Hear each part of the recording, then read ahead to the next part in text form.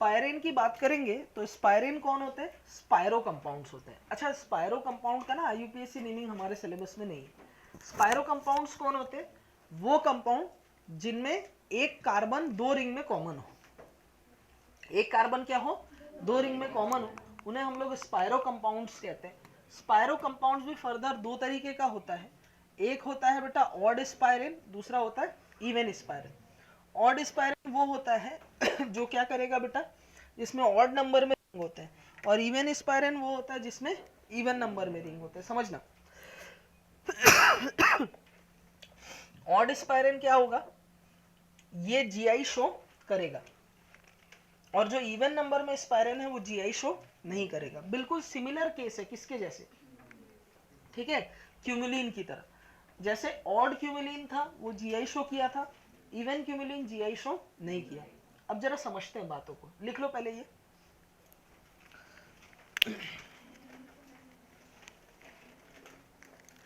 मेरे को यकीन नहीं हो रहा यार, शाम की क्लास और शर्मा जी शाम को प्रेजेंट है। वाह, मतलब ये ऑर्गेनिक से लगातार आ रहा है ना, कल नहीं आया था बोला क्या?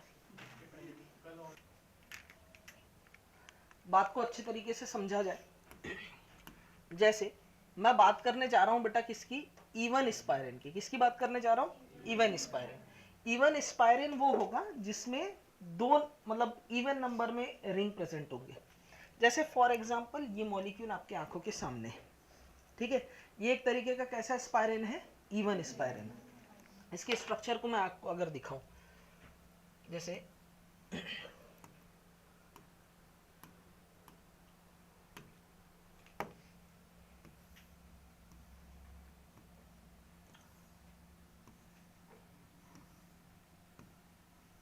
ये ऐसा कोई कंपाउंड बना हुआ है, ये हाइड्रोजन है, ये मिथाइल है, ये हाइड्रोजन है, ये मिथाइल है, ठीक है, और ये दो रिंग है, दोनों रिंग के बीच ये कॉमन कार्बन है। ऐसे कंपाउंड को हम लोग स्पायरो कंपाउंड बोलते हैं। क्या बोलते हैं? स्पायरो कंपाउंड। अब जरा बात को समझना, ये स्पायरो कंपाउंड का स्ट्रक्चर है कैसा, जरा उस बात को समझा जाए। अगर मैं सोचूं कि हाइड्रोजन और मिथाइल अगर एक प्लेन में है, तो आप बात को समझना, ये जो स्ट्रक्चर है, इस जो कार्बन का हाइब्रिडाइजेशन होगा वो होगा sp3। sp3 हाइब्रिडाइजेशन का होता है शेप टेट्राहेड्रल। तो अगर टेट्राहेड्रल स्ट्रक्चर में आप बात को समझे, अगर टेट्राहेड्रल स्ट्रक्चर ऐसा अगर है, 1 2 3 4 टेट्राहेड्रल स्ट्रक्चर है, इनके बीच बॉन्ड एंगल कितना है? 109 degree 28 minute, 109 degree 28 minute sorry. लेकिन जब रिंग बन रहा होगा तो क्या मैं बोल सकता हूँ रिंग बनने के दौरान बॉन्ड एंगल में थोड़ा बहुत कॉम्प्रोमाइज होगा? तो इस वजह से अगर ये लोग एक प्लेन में आ रहे हैं, ये दो एटम्स अगर एक प्लेन में आ रहे हैं, तो जो रिंग होगा वो क्या होगा? आउट ऑफ द प्लेन चला जाएगा। भाई जो केस हमने पाई बॉन्ड के साथ देखा था, भाई पाई बॉन्ड में जो आपने ऑर्बिटल्स में ओवरलैपिंग की बात की थी रेस्ट्रिक्टेड रोटेशन सिस्टम के दौरान, इस बार वो ओवरलैपिंग किस में हो रही है? कार्बन कार्बन सिस्टम में हो रही है, और रिंग बनने में भी वही कंसेप्ट यूज हो रहा है। तो आप समझना इसका रिजल्ट क्या होगा, ये अगर प्लेन है तो ये out of the plane, next plane, next out of the plane होगा। तो इस बात को ऐसे समझा जाए, ये हाइड्रोजन और मिथाइल को अगर एक प्लेन में मानूं, तो जो नेक्स्ट रिंग होगी वो क्या होने वाली है हमारी? प्लेन के बाहर। अरे होगी ना, ये क्या हो गया? Out of the plane. मतलब ये अगर प्लेन है, ये क्या हो गया? Out of the plane. Next ring होगी वो किस में आएगी? आएगी। और अब हाइड्रोजन और मिथाइल जो होंगे वो क्या होंगे? Out of the plane. Suppose ये हाइड्रोजन है और ये मिथाइल है, एक स्ट्रक्चर तो ये हो सकता है। मैं क्या कर रहा हूं, इन दोनों को फिक्स मानते हुए, वासुदेव समझना, मैं इन दोनों को अगर फिक्स मानूं, किनको? इन दोनों को फिक्स मानते हुए यहां पर इनको अगर इनको अगर फ्लिप कर दूं, तो मेरे पास स्ट्रक्चर कैसे दिखेगा? हाइड्रोजन है, ये मिथाइल है, ये अगर प्लेन है तो ये क्या दिखेगा मुझे? Out of the plane. फिर ये क्या होगा, प्लेन, बोलो होगा। नेक्स्ट मुझे आउट ऑफ द प्लेन देखने को मिलेगा, तो इस बार मैं वेज में क्या लगा रहा हूं बेटा, मिथाइल, और डैश में क्या लगा रहा हूं, हाइड्रोजन। मैंने इनको बदल दिया। अब जरा समझना, ठीक है, ये दो कॉन्फ़िगरेशन दिख रहा है। अब मैंने आपको लेंथ के टर्म में एक बात समझाया था, ये जो स्पाइरेन है ये कैसा स्पाइरेन है, इवन है, एक दो इवन नंबर में, ठीक है। अब ये जो ग्रीन एटम है यहां से लेकर के इस ग्रीन एटम तक की डिस्टेंस जो है वो L1 है। अगर मैं इनको टर्मिनल जो एंड है इनकी अगर कॉन्फ़िगरेशन को बदलने के लिए फ्लिप कर दो, आपको पता है किसी एक को फिक्स करके दूसरे साइड चेंज कर दो तो वो क्या हो जाता है बेटा, कॉन्फ़िगरेशन चेंज हो जाता है। अगर कॉन्फ़िगरेशन चेंज हो जाए तो वो GI है, अगर कॉन्फ़िगरेशन ना बदले तो वो GI नहीं है। अब देखो अगर मैं चेंज करूं तो यहां से यहां तक की डिस्टेंस और इससे पहले मैंने बोला यहां से यहां तक की डिस्टेंस वो सेम है, बोलो है ना। अब प्रैक्टिकली समझो, इस चीज को बिल्कुल रिलेट करना है किससे, क्यूमिलीन से। आप यहां से यहां तक का डिस्टेंस हो चाहे यहां से यहां तक, आप इसको ऐसे समझो ना, ये अगर एक पॉइंट है, ये दोनों एकदम एक ही लाइन पे हैं, यहां से यहां तक का डिस्टेंस यहां से यहां तक का डिस्टेंस के बराबर नहीं होगा, समझो ना यार, क्लियर है। तो L1 इक्वल्स टू क्या है, L2। अगर मैं यहां से यहां तक के डिस्टेंस को क्या बोल रहा हूं,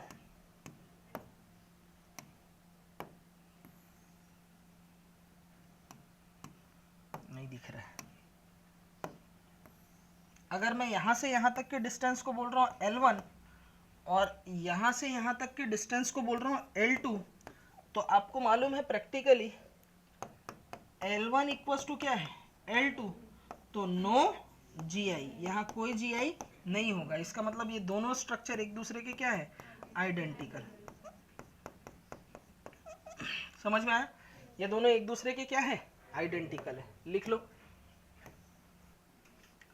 ऑड स्पाइरेन को समझते हैं। ऑड स्पाइरेन कैसे होगा, देखो एक स्ट्रक्चर मैं यहां बना रहा हूं, आप समझो, ये हाइड्रोजन है, ये क्या है, मिथाइल है, एक ये रहा, दूसरा ये रहा, तीसरा ये रहा, और यहां मैंने हाइड्रोजन और मिथाइल लिख दिया।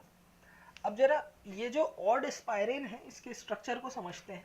अगर मैं ये मान रहा हूं कि हाइड्रोजन और मिथाइल एक प्लेन में है, तो अगले ही पल जो रिंग होगी वो मेरा क्या हो जाएगा बताओ, आउट ऑफ द प्लेन हो जाएगा। ये बात आप समझ पाए, आउट ऑफ द प्लेन में ये टुवर्ड्स ऑब्जर्वर तो वेज में बना है, आउट ऑफ द ऑब्जर्वर तो डैश में बना है। अगला रिंग क्या होगा बताओ, प्लेन में होगा, और जो अगली रिंग बनने वाली है वो क्या होने वाली है, बोलो, आउट ऑफ द प्लेन।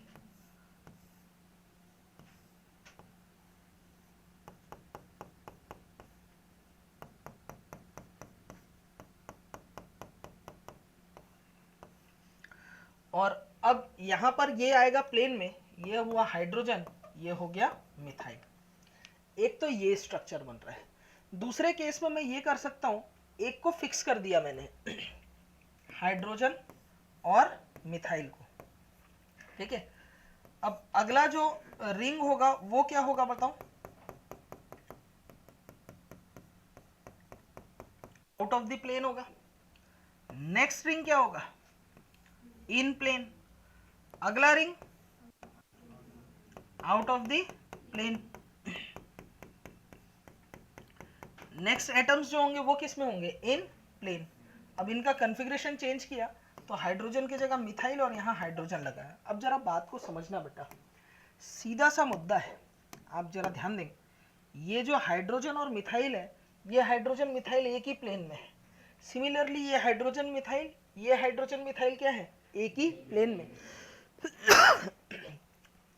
तो एक ही प्लेन में अगर होंगे, मिथाइल मिथाइल का डिस्टेंस अगर मैं यहां से यहां तक L1 बोल रहा हूं और इस मिथाइल के डिस्टेंस को L2 मार्क कर रहा हूं, तो आप मुझे एक चीज सिंपली बताओ, इससे पहले क्यूमिलीन का कंसेप्ट आपने पढ़ रखा है, L1 is not equal to L2, तो यहां पर GI होगा। और ये कंप्लीट जो स्ट्रक्चर है, यहां से यहां तक का जो पार्ट आप देख रहे हो, ये कंप्लीट क्या माना जाएगा, एक स्टीरियोजेनिक सेंटर माना जाएगा। ये बात आपको समझ में अपने आप आपके दिमाग में क्लिक कर गया ये वाला बात? बोलो, ये कंप्लीट एक क्या है, स्टीरियोजेनिक सेंटर है, ये पूरा एक स्टीरियोजेनिक सेंटर है। स्टीरियोजेनिक सेंटर यहाँ कितने हैं, 1 है।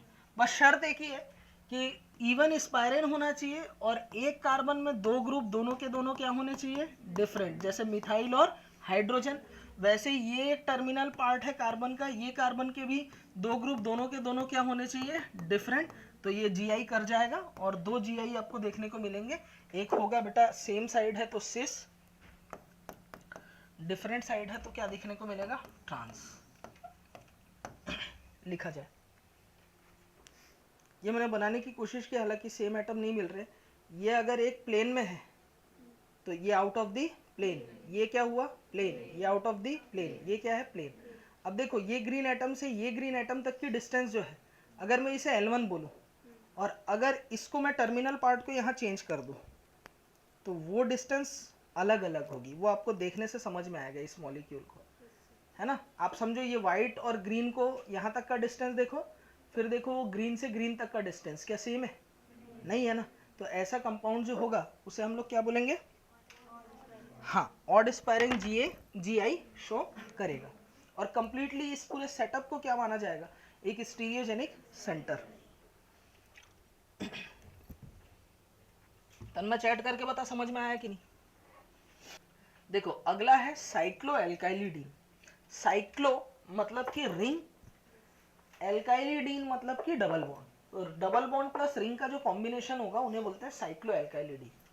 अब cyclo alkylidene double bond plus ring, ये भी 2 तरीके का हो सकता है। एक हो सकता है ऑड साइक्लो एल्काइलिडीन और दूसरा क्या हो सकता है, इवन साइक्लो एल्काइलिडीन। यानी डबल बॉन्ड प्लस रिंग का नंबर अगर ऑड नंबर में है और दूसरा इवन नंबर में, सेम कंसेप्ट, अगर ऑड नंबर में है तो जीआई शो करेगा, अगर इवन नंबर में है तो जीआई शो नहीं करेगा। बता रहा हूं क्या है, लिख लो। अगर मैं इवन साइक्लो एल्काइलिडीन की बात करता हूं, ठीक है, तो देखना जैसे बात को समझो। ये हाइड्रोजन है वेज पे और डैश पे मैंने क्या बनाया बेटा, मिथाइल। समझना, ये आउट ऑफ द प्लेन है। फिर अगला वाला सेगमेंट क्या आएगा बेटा, इन प्लेन। बोलो आएगा।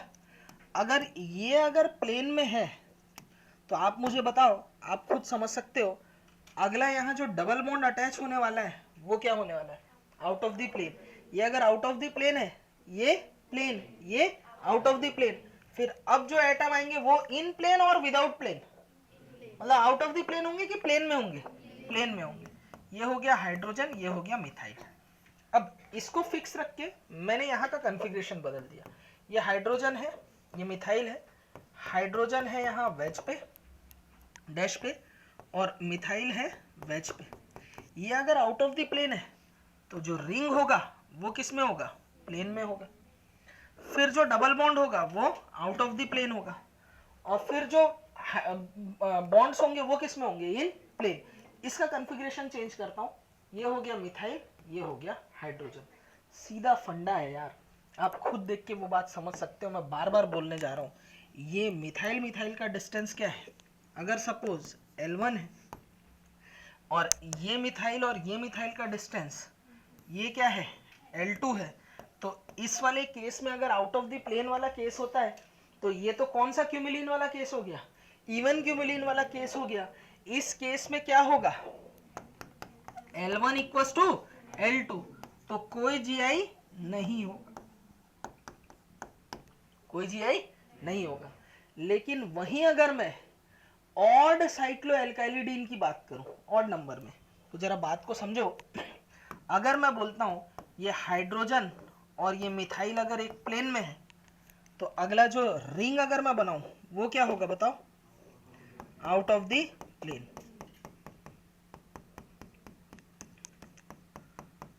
बोलो होगा। अब ये हो गया रिंग, फिर मैं क्या बना रहा हूं, डबल बॉन्ड। अब यहां जो डबल बॉन्ड होगा वो क्या होगा, इन प्लेन। वो किस में होगा, प्लेन में होगा। और अगला जब रिंग बनाऊंगा वो क्या आएगा, आउट ऑफ द प्लेन।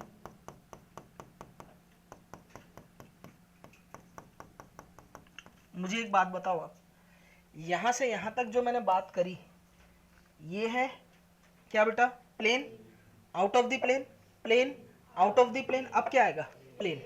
अब यहां पर क्या आएगा, फॉर एग्जांपल हाइड्रोजन और मिथाइल।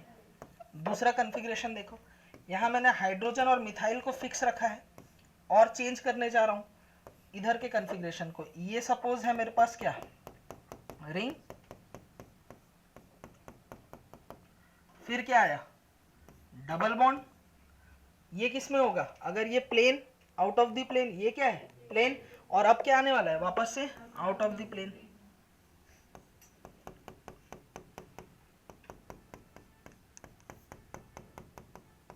अब क्या आएगा, प्लेन। अब यहाँ कॉन्फ़िगरेशन चेंज किया, हाइड्रोजन मिथाइल था, यहाँ मिथाइल और हाइड्रोजन लिख रहा हूँ। मुझे एक चीज आप साफ साफ देख के बताओ, ऑड नंबर है तो इस बार ये मिथाइल और ये मिथाइल एटम का जो डिस्टेंस है, जिसको मैं L1 लिख रहा हूँ, और ये मिथाइल और ये मिथाइल का जो डिस्टेंस है जिसे मैं L2 से रिप्रेजेंट कर रहा हूँ, आप बताओ, since L1 is not equal to L2, it means they show GI। ये लोग GI शो करेंगे, ये एक दूसरे के GI हैं। ये वाला अगर सेम साइड है तो सिस है, और ये वाला दूर दूर है मतलब, तो ये कौन सा होगा, ट्रांस साइक्लो एल्काइलिडीन है। बोलो समझ में आया, तो क्लियर है, मुद्दा वही है, रिंग और पाई बॉन्ड एक बराबर है। सिर्फ पाई पाई का कॉम्बिनेशन देखो, pi pi, plane, out of the plane, कौन सा क्या बोलेंगे इसे, क्यूमिलिन। कौन सा क्यूमिलिन हुआ, ऑड इवन, इवन। GI दिखाएगा नहीं, पाई पाई पाई, आप समझना, हाथ से समझ जाना आप, पाई पाई पाई, कौन सा क्यूमिलिन, ऑड क्यूमिलिन, GI दिखाएगा। चलो, रिंग रिंग, कौन सा, स्पाइरिन, ऑड की इवन, इवन स्पाइरिन, GI नहीं दिखाएगा। रिंग रिंग रिंग, कौन सा स्पाइरिन है, ऑड स्पाइरिन, GI दिखाएगा। अब रिंग और पाई का कॉम्बिनेशन है। एल्काइलिडीन, रिंग पाई, इवन एल्काइलिडीन है, GI नहीं दिखाएगा। रिंग पाई रिंग, GI दिखाएगा। शर्त वही है, लेकिन ना शर्त वही होना चाहिए कि ये दो ग्रुप है, दोनों के दोनों क्या होने चाहिए, डिफरेंट। ये ऐसा दिखा सकते हैं, हाइड्रोजन मिथाइल, और ये ऐसा बना दिया इसने। एग्जामिनर ऐसा 3D में स्ट्रक्चर नहीं बना के देगा, ये होगा कार्बन, ये हो गया हाइड्रोजन, ये हो गया मिथाइल, वो ऐसे लिख के देगा। तो आपको कैसे पहचानना है, ये पूरा का पूरा क्या हो जाएगा, ये पार्ट पूरा का पूरा क्या हो जाएगा, स्टीरियोजेनिक सेंटर। यहाँ पर दो ग्रुप दोनों के दोनों क्या होने चाहिए, डिफरेंट। वैसे ही यहाँ पर दो ग्रुप दोनों के दोनों क्या होने चाहिए, डिफरेंट। तो यहाँ पर GI शो करेगा और सारी चीजें आपकी आंखों के सामने। लिख लो।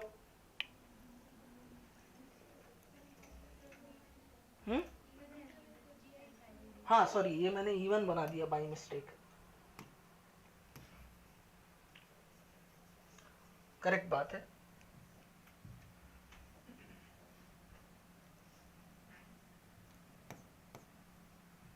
ऐसे कर लो, रिंग, डबल बॉन्ड, फिर क्या आएगा, रिंग, और यहाँ क्या आया, हाइड्रोजन, और यहाँ कौन है, मिथाइल। तो यहाँ से यहाँ तक का पूरा सिस्टम क्या होगा, एक स्टीरियोजेनिक सेंटर होगा। और इस वाले कार्बन के दो ग्रुप दोनों के दोनों क्या है, डिफरेंट है, तो GI शो करेगा। स्टीरियोजेनिक सेंटर कितना है, एक, इसे कंप्लीटली एक सेंटर माना जाएगा, यहाँ से यहाँ तक पूरा। ठीक है, लिख लो।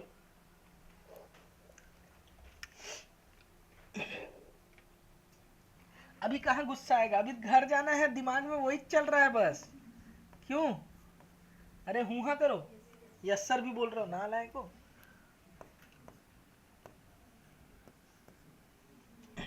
चलो क्लियर है, चलिए आगे बढ़ते हैं। Ortho ortho ortho dash tetra substituted die phenyl.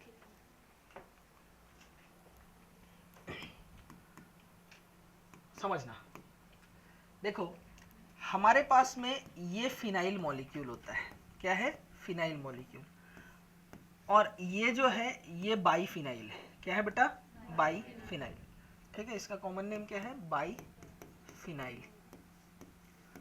अब देखो बाईफिनाइल मॉलिक्यूल में ये बॉन्ड सिंगल बॉन्ड है, ये रोटेशन पॉसिबल है, यहाँ क्या है बेटा, रोटेशन पॉसिबल है। अगर मैं ऑर्थो पोजीशन में कुछ सब्स्टिट्यूशन करूं, ये इसके लिए ऑर्थो पोजीशन है, ये इसके लिए ऑर्थो पोजीशन है, बोलो है, ये जो पोजीशन है ये ऑर्थो डैश है, ये जो पोजीशन है ये ऑर्थो डैश है। आप समझना बात को अच्छे से, मैं वापस से इसे पूरा बना देता हूं।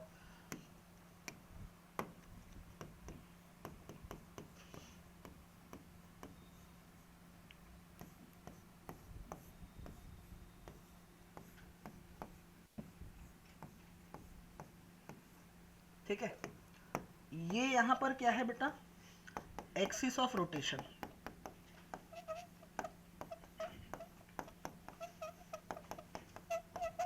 ये एक्सिस है, इसमें रोटेशन पॉसिबल है,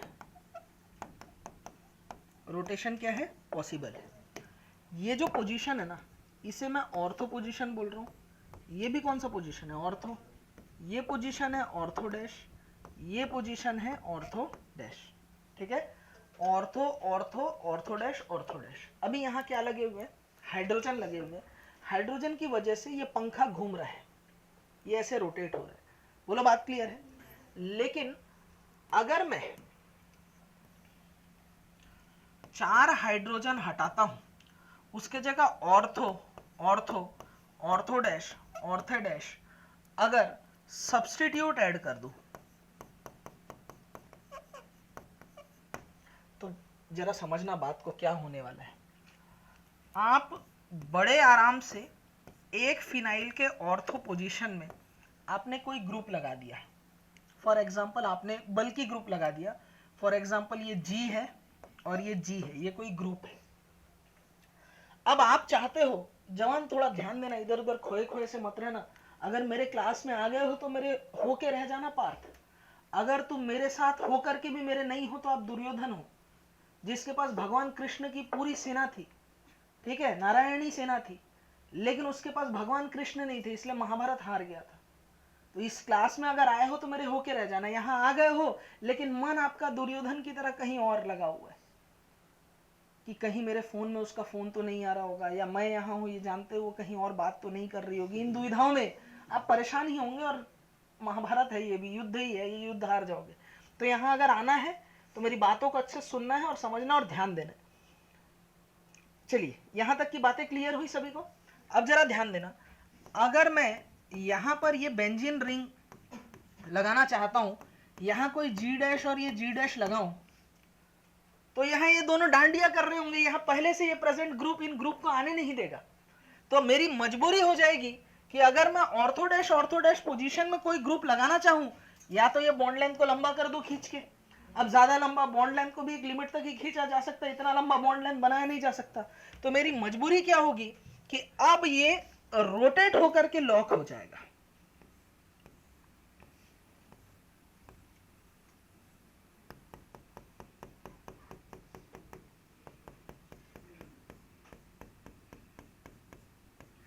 और ये जो दूसरा फिनाइल मॉलिक्यूल है, इसका प्लेन बदल जाएगा।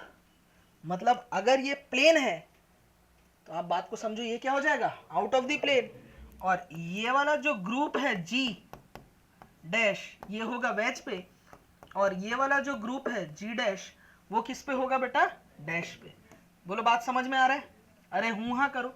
क्या ये चीज सभी को क्लियर हुआ कि अगर बाईफिनाइल मॉलिक्यूल में मुझे ortho ortho ortho dash substituted अगर बाईफिनाइल बनाना है, तो ये बात तय है, अगर बाईफिनाइल नॉर्मल होता तो ये रोटेशन हो रहा है, ये घूम रहा है, लेकिन अगर मैं ऑर्थो डैश पोजीशन में कोई ग्रुप लगाता हूं, तो ये चीज तय हो गया, अगर ये ऐसा है तो ये क्या हो जाएगा, आउट ऑफ द प्लेन हो जाएगा। बस इसी चीज का फायदा उठा के हम लोग ज्योमेट्रिकल आइसोमेरिज्म करने वाले हैं। ये चीज क्लियर हुआ सभी को, ये क्या हुआ, प्लेन, ये क्या हुआ, आउट ऑफ द प्लेन। अब मैं अगला क्या बनाने वाला हूं, प्लेन में और ये दोनों अगर सेम साइड, ये जी अगर सेम है, सेम साइड, तो सिस, अगर पलट दो तो ट्रांस। समझ रहे हो आप क्या बोलना चाह रहा हूं? तो बस यही करने वाले, पहले ये लिखो। आगे देख रहे हैं ट्राइफिनाइल। क्या देख रहे हैं? ट्राइफिनाइल। समझना, तुम सोच रहे हो कि लिखने क्यों नहीं दे रहा हूं, ये सब आराम से घर में, तुम अभी बेंजीन बनाने बैठोगे तुमसे बनेगा भी नहीं, रुक जाओ ना इसमें। समझ में आ गया ना? क्लियर है? घर में लिखते रहना आज रात को। देखो ट्राइफिनाइल की बात कर रहा हूं। ट्राइफिनाइल में अगर ऐसा लिखूं,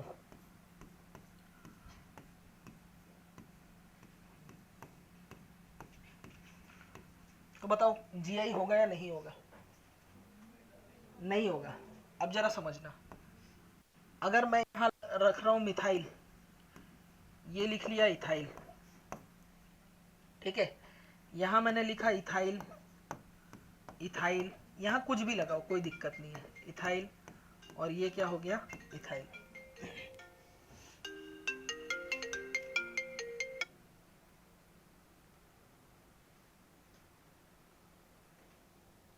क्लियर है? और यहां क्या हो जाएगा बताओ? यहां लगा दिया मैंने मिथाइल, और यहां क्या लगाया बेटा? इथाइल। क्लियर है? अब देखो ये स्ट्रक्चर दिख रहा है, मुझे बताओ इसमें अब जीआई होगा कि नहीं होगा? बिल्कुल होगा। कैसे देखते हैं जरा देखना, जीआई की शर्त कैसे ढूंढते हैं। इसको भूल जाओ, बीच वाला, ये बस चारों साइड में यहाँ लगा होना चाहिए। ये मतलब हमारे पास ये चारों साइड में लगा हुआ है ना, ये मतलब पड़ोस की वो आंटी है जो हर काम में बाधा डालती है। आपके दोस्त लोग घर में कब आए थे, कितने बजे गए थे, वो उस आंटी को पता होता है, ये वही वाली आंटी है। ठीक है, ये पड़ोस की आंटी है, इसको भूल जाओ अभी। फिलहाल ये देखो, क्या ये दो ग्रुप जो ऑर्थो ऑर्थो पोजीशन में, दोनों के दोनों ग्रुप डिफरेंट है? यस सर है। क्या ये दोनों ग्रुप जो यहाँ दिख रहे हैं, दोनों के दोनों ग्रुप डिफरेंट है?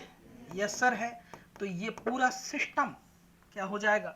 ये सिस्टम पूरा का पूरा क्या हो जाएगा? स्टीरियोजेनिक सेंटर हो जाएगा। क्या हो जाएगा? Stereogenic centre. बोलो हो जाएगा। और इसके अगेंस्ट जीआई दिखने को मिलेगा। कैसे जरा समझना, अगर मैं इसे प्लेन में मान रहा हूं,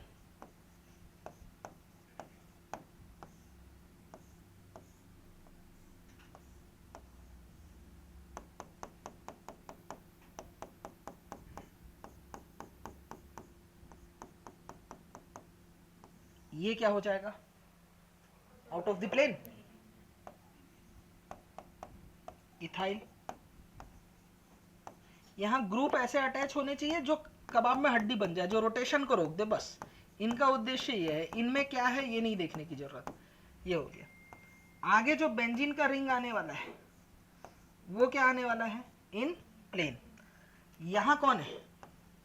मिथाइल। यहां कौन है? इथाइल। अब मैं क्या कर रहा हूं जरा ध्यान देना, इनको फिक्स करके ये कॉन्फ़िगरेशन स्विच कर रहा हूं। देखो इसके क्वेश्चन आएंगे ना, बड़े बड़े डरावने दिखेंगे, लेकिन रहता एकदम इजी है। ये बड़ा बड़ा दो स्ट्रक्चर देगा, बोलेगा जीआई है कि नहीं वो, क्योंकि मैं अभी आपको समझा रहा हूं, लिखा रहा हूं करके मुझे इतना टाइम लग रहा है। एग्जाम में लिखना नहीं है, ये बना बुनाया रहेगा। ठीक है, आप समझना। अगला केस क्या होगा?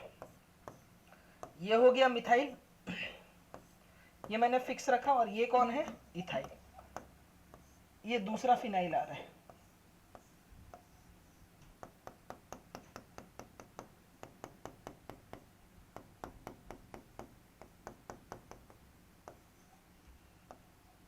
यहां कौन है? इथाइल। यहां कौन है? इथाइल। यहां कौन है? इथाइल। यहां कौन है? इथाइल। और आगे जाओगे तो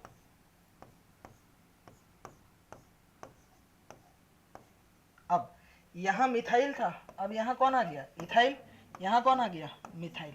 अब जरा एक चीज देखना, इस कॉन्फ़िगरेशन में आप बताओ, ये मिथाइल और ये मिथाइल का डिस्टेंस, अगर मैं यहां से यहां तक L1 बोल रहा हूं, और ये मिथाइल और ये मिथाइल का डिस्टेंस अगर मैं यहां से यहां तक L2 बोल रहा हूं, तो क्या आप बोल सकते हो L1 is not equal to L2? तो इसका मतलब यहां GI होगा। समझ में आई बात? ठीक है, तो अगर लिखा हुआ रहेगा, फंडा क्या है समझ में आया? ये अगर प्लेन है, ये आउट ऑफ द प्लेन, और ये प्लेन, अगर इनमें से एक भी ग्रुप हटा दूं यहां से मैं, तो यहाँ रोटेशन पॉसिबल हो जाएगा, फिर जीआई देखने को नहीं मिलेगा। जीआई देखने के लिए ये बात जरूरी है कि ऑर्थो ऑर्थो पोजीशन में ग्रुप आ जाए और रोटेशन का रेस्ट्रिक्शन हो जाए, ताकि रेस्ट्रिक्टेड रोटेशन सिस्टम बन जाए। ये पूरा सिस्टम स्टीरियोजेनिक सेंटर हो जाएगा। और इसके अगेंस्ट मुझे दो कॉन्फ़िगरेशन, एक सिस सेम साइड तो दूसरा ट्रांस देखने को मिलेगा। अगर मैं इसे सिस कह रहा हूं तो ये क्या है?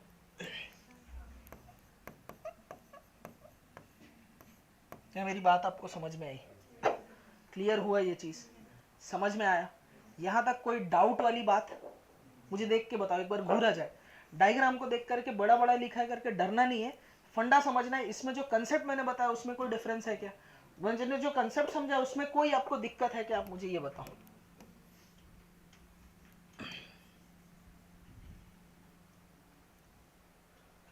बोलो।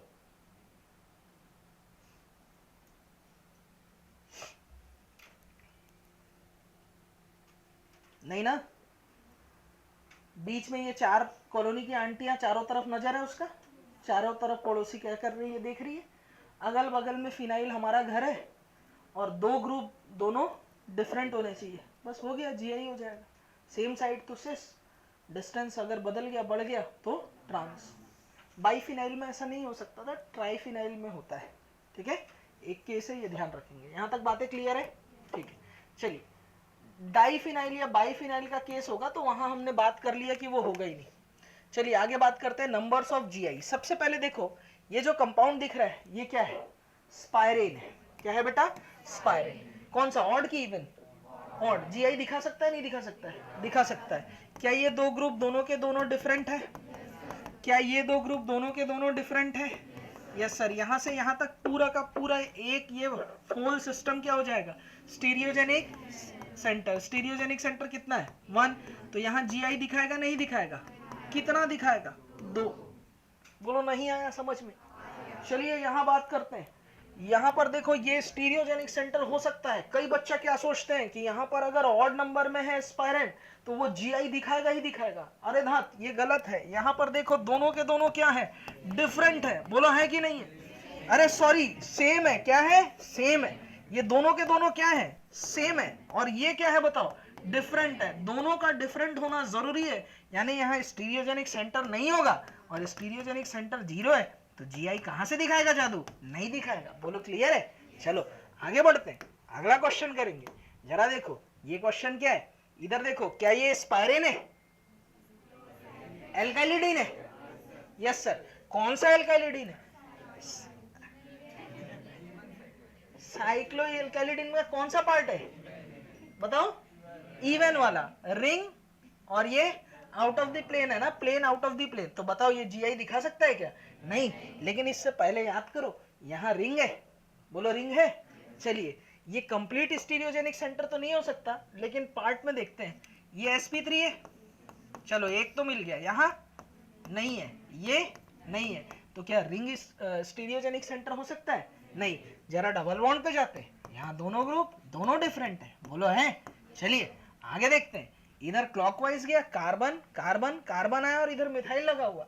इधर से गया तो भी एनवायरमेंट सेम है। यहां से जाओ, यहां से जाओ, एनवायरमेंट सेम है। तो इसका मतलब इस कंपाउंड में कोई स्टीरियोजेनिक सेंटर नहीं है। स्टीरियोजेनिक सेंटर 0 हो गया तो जीआई शो करेगा क्या? नहीं करेगा। बोलो बात समझ में आया? यहाँ कोई जीआई नहीं होगा। इधर बात करते हैं दादा, ऑड की इवन? इवन है तो इवन स्पाइरेन होगा। तो यहाँ डिफरेंस हो भी तो भी क्या कर लेंगे अपन यार, यहाँ जीआई होगा ही नहीं। यहाँ फंसाएगा एग्जामिनर। क्या बातें समझ में आ रही है? जो मैं बात बोल रहा हूँ आपके दिमाग में प्रोसेस हो रहा है नहीं हो रहा है? अरे सच सच बताओ, प्रोसेस हुआ नहीं हुआ? ठीक है, चलिए आगे बढ़ते हैं। अगला क्वेश्चन, ये लेवल की बात है। इतना सब जो बता दिया, इतना लेक्चर लिया ना, तब जाके ये ऐसे झट से बन रहे, बाकी से नहीं बनेगा। ये वही क्वेश्चन रिपीट हो गया क्या? चलिए अगला देखते हैं, ये वाला देखो। चलिए सबसे पहले ट्राइफिनाइल है। अरे है ना यार, पड़ोस की आंटी है, चारों तरफ नजर। इधर देखो ब्रोमीन क्लोरीन, दोनों ग्रुप डिफरेंट है। यहां देखो सेम हो गया। बोलो हुआ क्या? यहां अगर सेम हो गया तो यहां पर कोई जीआई नहीं होगा। क्लियर है?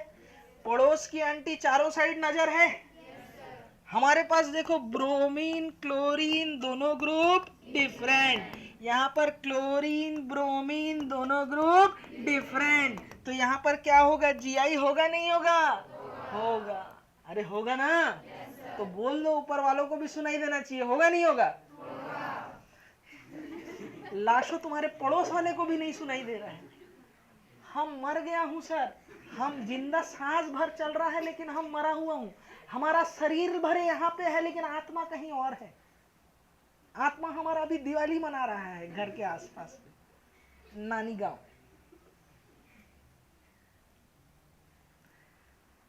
नंबर ऑफ जीआई का क्लियर हुआ यहां तक फंडा? अगला क्वेश्चन देखो, ये बताना है ना यार, क्या मैं खुद ही पढ़ के खुद ही समझ रहा हूं?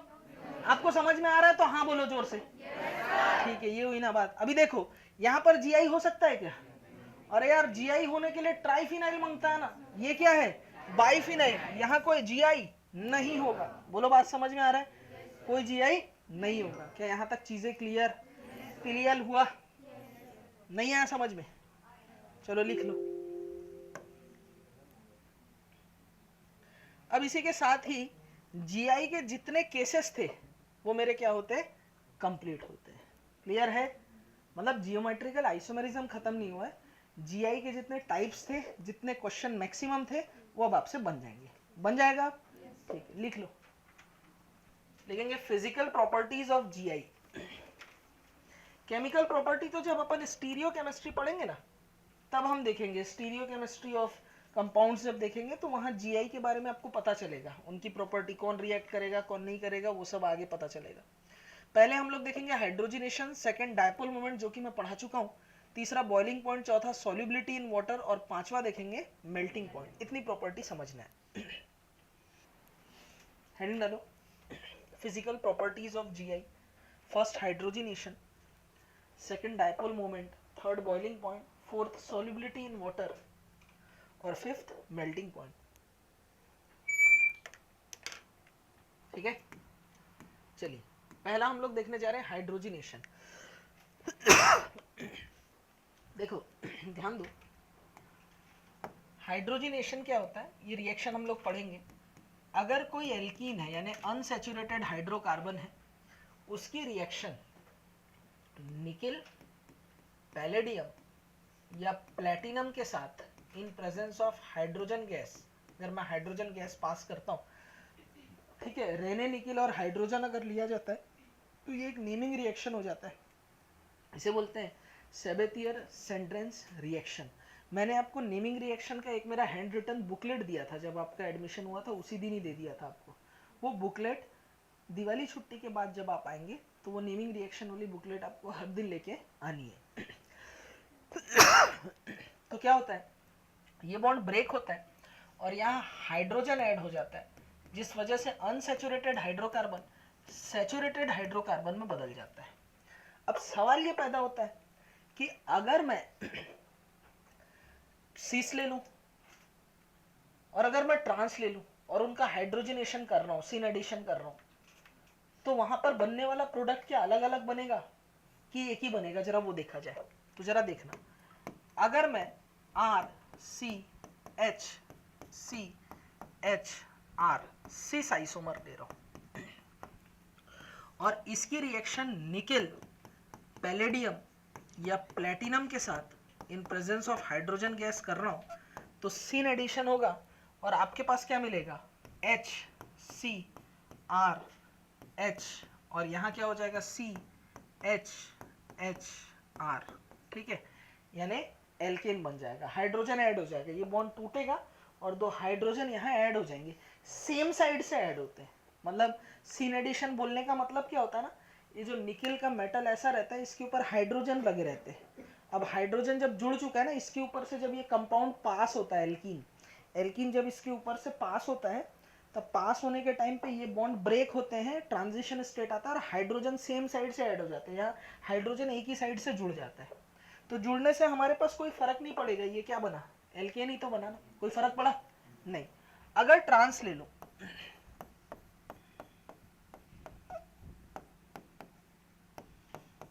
अगर मैं ट्रांस आइसोमर का हाइड्रोजनेशन करूं,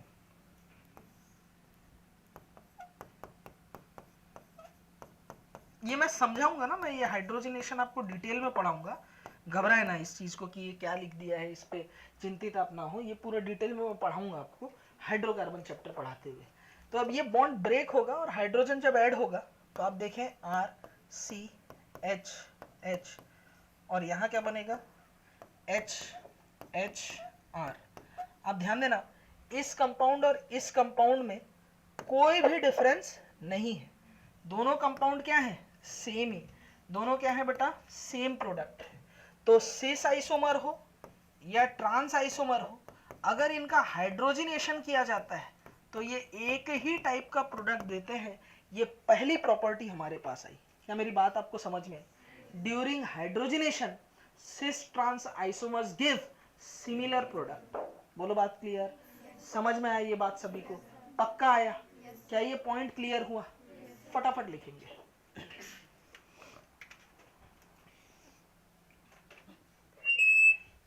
वो सिलेबस दिखाना मुझे एक बार जो मैंने दिया था आपको मेजर का।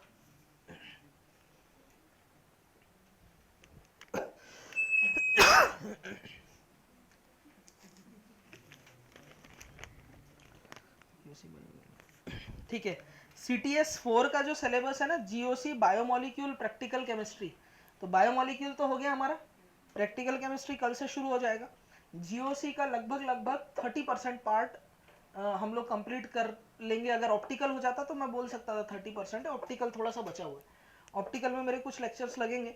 ऑप्टिकल के बाद हम लोग रिएक्शन मैकेनिज्म पार्ट 1 पढ़ेंगे, तो वो कंप्लीट होते ही GOC हमारा कंप्लीट हो जाएगा। फिर रिएक्शन मैकेनिज्म पार्ट 2 हाइड्रोकार्बन ये सब शुरू होगा। ठीक है, तो मतलब हम लोग 1 2 3 4 में पहुंच चुके हैं।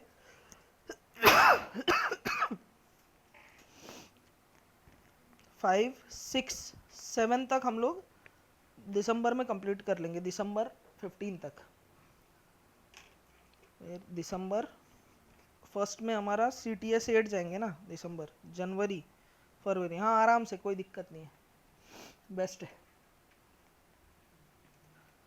फिर उसके बाद से आपके मेजर चालू हो रहे। 11th का 2, 11th का एक, 12th का एक ना, मतलब 50-50% हो रहे हैं 4, और फुल सिलेबस 4।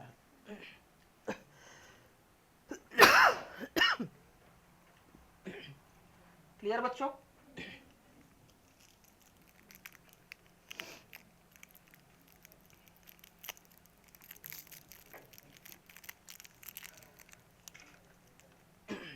बातें नहीं तो काम की चीज ये है, during hydrogenation GI forms similar product.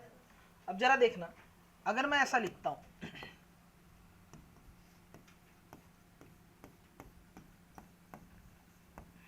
इसका नाम क्या है ट्रांस ब्यूट टू इन, ठीक है। अगर मैंने इसे लिखा ऐसा, इसका नाम क्या होगा सिस ब्यूट टू इन। अब इनका अगर हाइड्रोजनेशन करूं, निकिल पैलेडियम या platinum in presence of hydrogen gas, तो यहां हमारे पास बॉन्ड ब्रेक होगा और हाइड्रोजनेशन के बाद जो प्रोडक्ट बनेगा, यहां भी कार्बन है, ये भी कार्बन है, ये भी कार्बन है, ये भी कार्बन है, मेथ एथ प्रोप ब्यूट, एन ब्यूटेन बनेगा। क्या बनेगा? N butane. कई बार इस क्वेश्चन में ये लिखा रहता आइसोब्यूटेन, ठीक है, ये सब नहीं बनेगा, स्ट्रेट चेन एन ब्यूटेन बनेगा। क्लियर है? लिख लो, एक क्वेश्चन ये कई बार पूछा गया है। चलिए आगे बढ़ता हूं। प्रॉपर्टी नंबर 2 है डायपोल मोमेंट। डायपोल मोमेंट को मैं डायरेक्ट एक क्वेश्चन के थ्रू आपको समझा रहा हूं। ये मैंने आपको पहले ही पढ़ा रखा है डायपोल मोमेंट पढ़ाते हुए। सबसे पहला जो कंपाउंड दिख रहा है इसका नाम क्या है? सिस है। ये क्या है बेटा? सिस। और दूसरा वाला जो दिख रहा है वो कौन सा आइसोमर है? ट्रांस आइसोमर है। अब जरा देखना, डायपोल मोमेंट की डायरेक्शन देखते हैं। डायपोल मोमेंट की डायरेक्शन कहां से कहां होती है, मैं जिससे पूछूंगा वो बताएगा।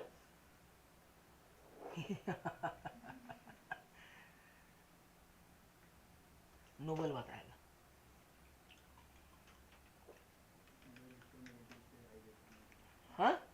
लो इलेक्ट्रोनेगेटिव एटम से हाई इलेक्ट्रोनेगेटिव एटम। किवांशी क्या वो सही बोला? अरे बोल, कंफ्यूजन में मत बोल। हाँ सही बोला। क्या बोला? सही बोला, बिल्कुल गुड, शाबाश। इनऑर्गेनिक भी रिवीजन करना है।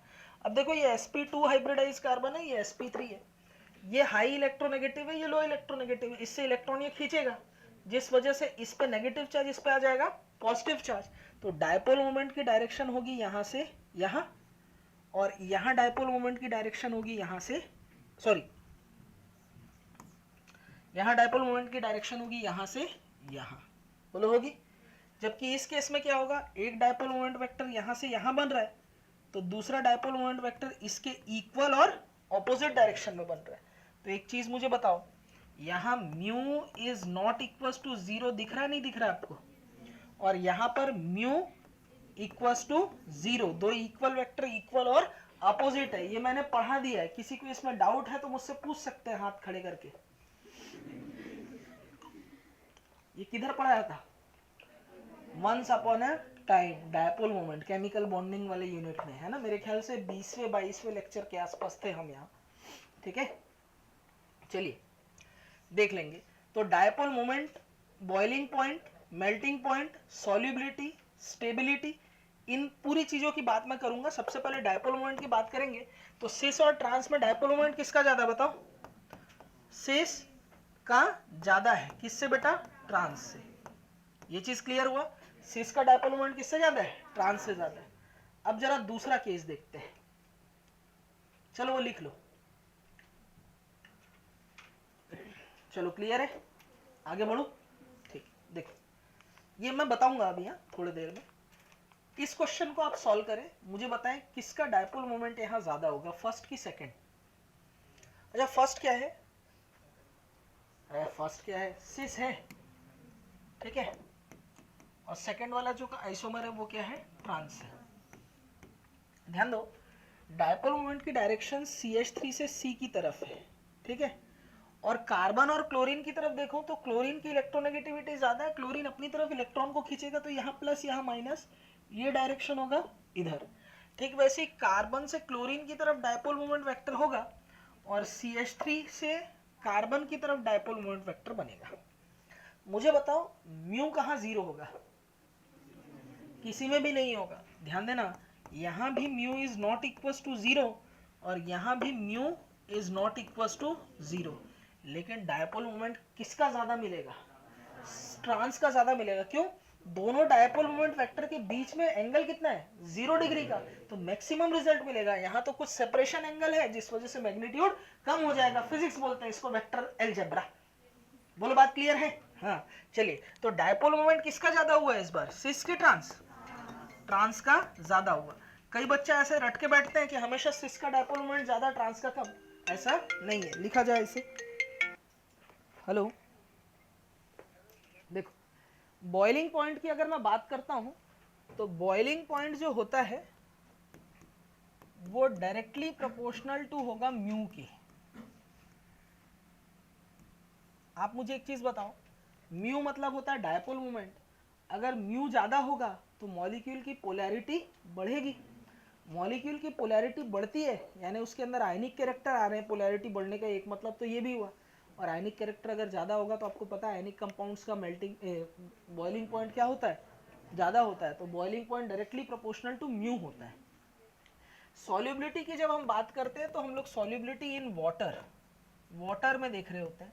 आप मुझे बताओ, ये सब ऑर्गेनिक कंपाउंड है, जो कंपाउंड की स्टडी कर रहे हैं वो ऑर्गेनिक कंपाउंड है। ऑर्गेनिक कंपाउंड पानी में अच्छे से घुलेगा कि बेंजीन में? बेंजीन में। लाइक डिजोल्व लाइक, जो जैसा है वो ऐसे में डिजोल्व होगा। अगर मैं ऑर्गेनिक कंपाउंड की पोलैरिटी बढ़ाता हूं तो पानी में सॉल्युबिलिटी बढ़ेगी। वाटर पोलर सॉल्वेंट है, और पोलर सॉल्वेंट में अगर पोलर कंपाउंड को घोला जाए आसानी से घुलता है। अगर मैं डायपोल मोमेंट यानी म्यू बढ़ाता हूं तो मॉलिक्यूल की पोलैरिटी बढ़ेगी, और अगर पोलैरिटी बढ़ती है तो उसका वाटर में सॉल्युबिलिटी भी बढ़ेगा, यानी सॉल्युबिलिटी भी डायरेक्टली प्रोपोर्शनल टू म्यू। और जब कुछ नहीं बोला जाता तो सॉल्युबिलिटी किसके डायरेक्ट प्रोपोर्शन होती है? मतलब कुछ नहीं बोला जाता तो वाटर में देखा जाता है। अब जरा वापस से आते हैं। अब बॉइलिंग पॉइंट और सॉल्युबिलिटी दोनों ही म्यू पे डिपेंड कर रही है। म्यू किसका ज्यादा है? ट्रांस का। तो बॉइलिंग पॉइंट किसका ज्यादा कि ट्रांस का? ट्रांस का ज्यादा। ठीक वैसे ही सॉल्युबिलिटी सिस का ज्यादा कि ट्रांस का? ट्रांस का ज्यादा। चलिए इसके फर्स्ट वाले केस में आ जाते हैं। बॉइलिंग पॉइंट सिस का ज्यादा कि ट्रांस का? सिस का। और सॉल्युबिलिटी की बात करूं, सॉल्युबिलिटी सिस का ज्यादा कि ट्रांस का? सिस का। क्लियर है? ये चीज क्लियर हुआ। अब लास्ट वाले पॉइंट की तरफ मैं बढ़ने जा रहा हूं, जहां ये मेरा चैप्टर खत्म होने की तरफ है। सबसे पहले तो मैं बात करने जा रहा हूं मेल्टिंग पॉइंट की। Trans compound are more symmetrical than cis. जो ट्रांस कंपाउंड और सिस है, कई बच्चों को ये लगता है कि मेल्टिंग पॉइंट और बॉइलिंग पॉइंट एक ही होता होगा, लेकिन मैं बात कर रहा हूं मेल्ट करने की। मेल्ट कौन होते? पिघलते कौन है? जो सख्त होते हैं। यहाँ ये पिघल गया मतलब वो सख्त बन रहा था बड़ा, ठीक है कि नहीं? तो ऑर्गेनिक कंपाउंड को जब हम बहुत ठंडा करके उन्हें कंडेंस करते, सॉलिडिफाई करते, तो वो ठोस सॉलिड फॉर्म में है। अब मुझे उसे पिघलाना है। क्या करना है? मेल्ट करना है। अब सॉलिड फॉर्म में कोई कंपाउंड कब आता है? जब घनापन बढ़े, उनके मॉलिक्यूल्स पार्टिकल आसपास आए। अब जरा देखना, जो सिस आइसोमर है उनकी पैकिंग ऐसे होगी। तो आप मुझे बताएं डेंसिटी सिस में ज्यादा मिलेगी कि ट्रांस में? आप समझो शादी वादी में जाते हैं आप, बहुत सारे जो चेयर रहते हैं, तो एक के ऊपर एक के ऊपर एक चेयर रखा रहता है। आप कूद के उसके ऊपर चढ़ के ऊपर बैठते हो ना बंदर बन के। उसके बाद वो टेंट वाला या घर वाले आके कान के नीचे एक लगाते, चल उतर वहां से करके, बोलते नहीं है कि बैठ गया अब चेयर निकालने में दिक्कत होगा करके। अरे होता है ना। तो ये ज्यादा सिस्टमेटिक है। ज्यादा पैकिंग अच्छी किस में होगी? सिस में कि ट्रांस में? ट्रांस में। तो मुझे एक चीज बताओ, बॉइलिंग पॉइंट किसका ज्यादा होगा? सिस का कि ट्रांस का?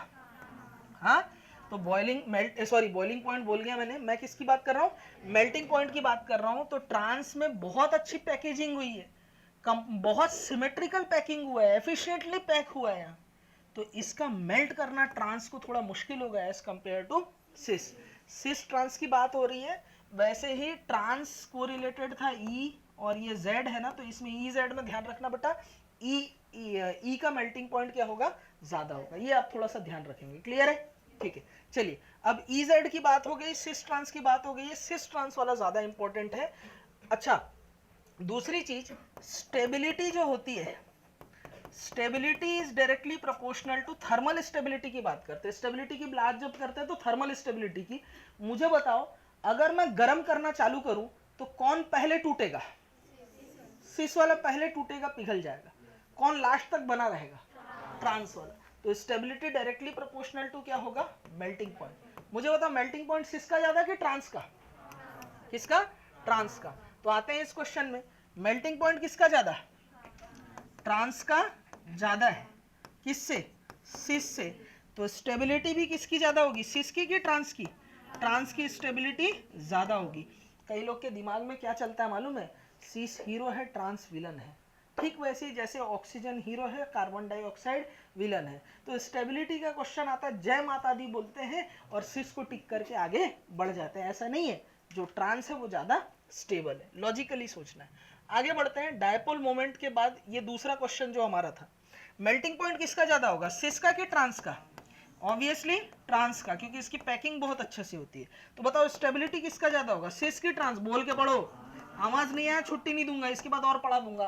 बताओ सिस का ज्यादा कि ट्रांस का? बोलो, बात क्लियर है?